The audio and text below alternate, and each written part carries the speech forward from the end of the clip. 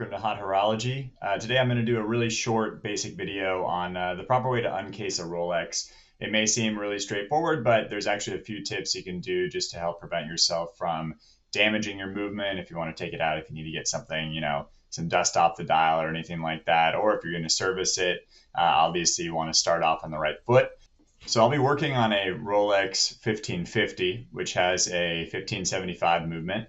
Really anything in the 1500 family, the caliber 1500 family, this will be, the perfect video for you. But a lot of the other Datejust and other, oyster cased Rolexes use this same basic principle when casing. So even if it's a slightly different way to take off the automatic rotor, such as on like the 3135 or the 3130, it's still the same basic principles.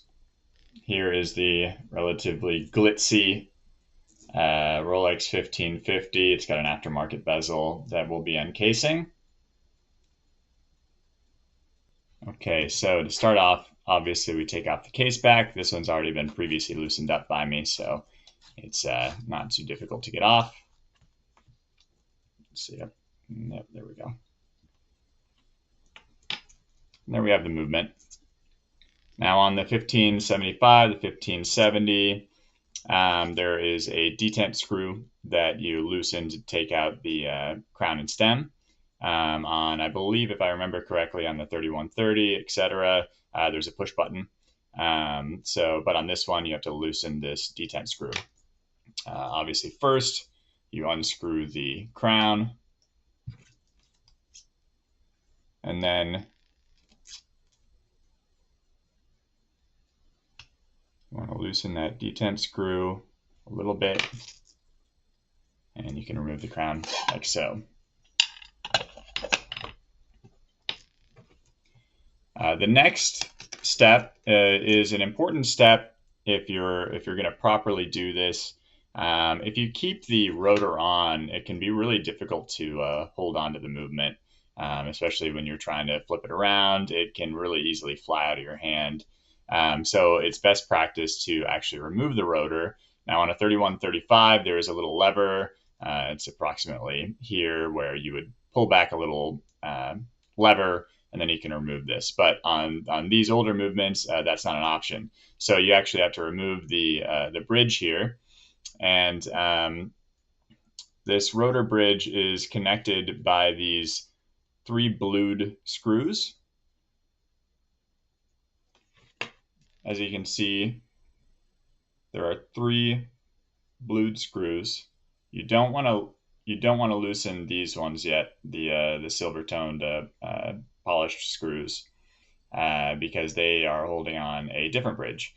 But these blue ones are the ones that you want to loosen up first and take out so that you can remove the rotor bridge.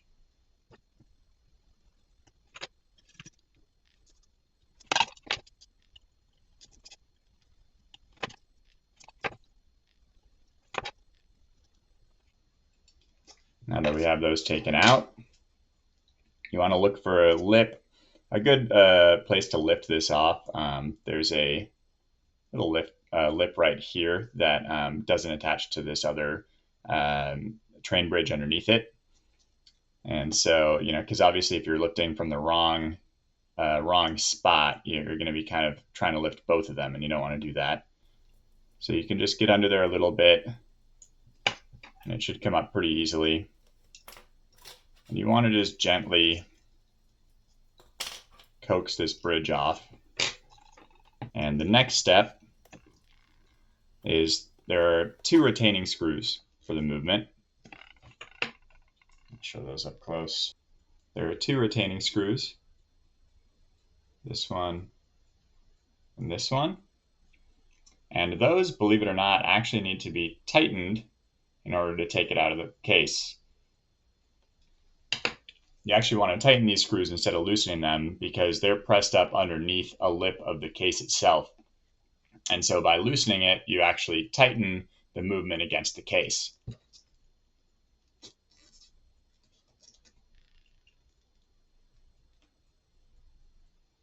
So you just tighten it a little bit. It doesn't need to be very tight.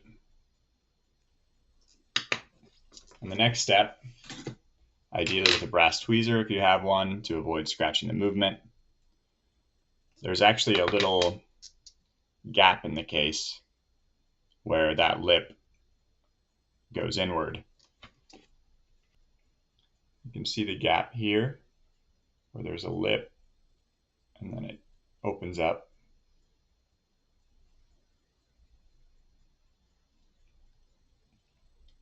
You're going to want to rotate the movement, and right now we're lining up the retaining screws with this gap and with the gap where the crown goes and the stem goes. Now these retaining screws are no longer blocked and the movement can be removed.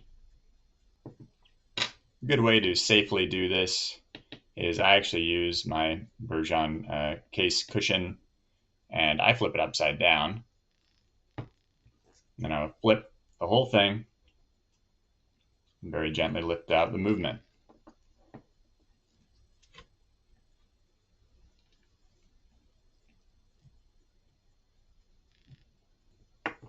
So here we've got it. Movement is out and ready to be serviced or ready to be, touched up if you need to get some dust off of there or reset the hands, etc. It's important to follow these steps because if you don't, you run a risk of, not only marring the movement, which is not ideal, but also potentially damaging it, which is really bad because these parts are really hard to get unless you're an authorized dealer.